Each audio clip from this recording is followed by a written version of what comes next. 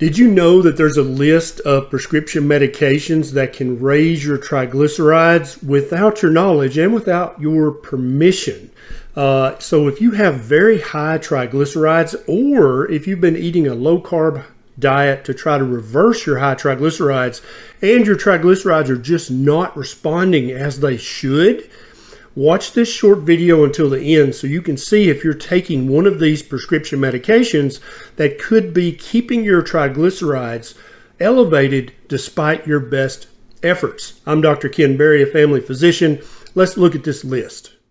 First on this list are the fake estrogens that you'll take as a pill by mouth. This includes estradiol, estratest, Premarin. Any fake estrogen you take as a pill is going to raise your triglycerides.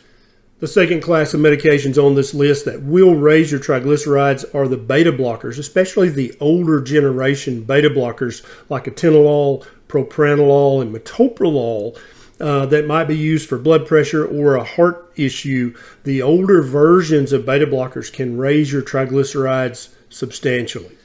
Next on the list are the first and second generation antipsychotics. Now they are FDA approved for schizophrenia, but keep in mind many doctors use them off-label for mood disorders and other psychiatric disorders. So you may be taking one of these even if you don't have the diagnosis of psychosis or schizophrenia. They include Zyprexa, Seroquel, Risperdal, Geodon, and Latuda.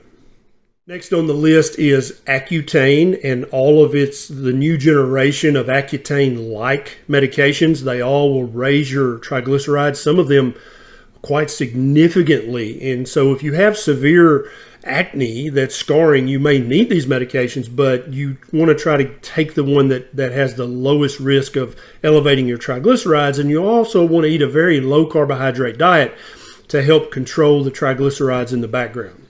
Next on this list is the glucocorticoids or steroids. Common examples of this would be prednisone or deltazone. If you have an autoimmune condition or some inflammatory condition, your doctor may have you on these long term. Now, if you're taking them short term, it's probably not going to matter. But if you're having to take prednisone, deltazone, or one of the other steroids for many months or many years, they are definitely raising your triglycerides. And this is increasing your risk of developing metabolic syndrome, or perhaps even of having a heart attack or a stroke.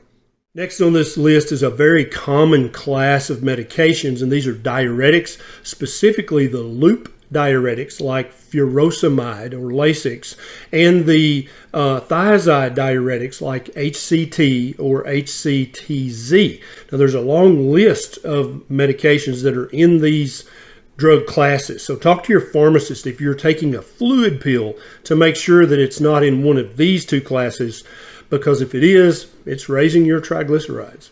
And finally on this list are the selective estrogen receptor modulators, the SERMs, like tamoxifen and Avista. You might be taking one of these to prevent a recurrence of breast cancer, or you might be taking one for osteoporosis.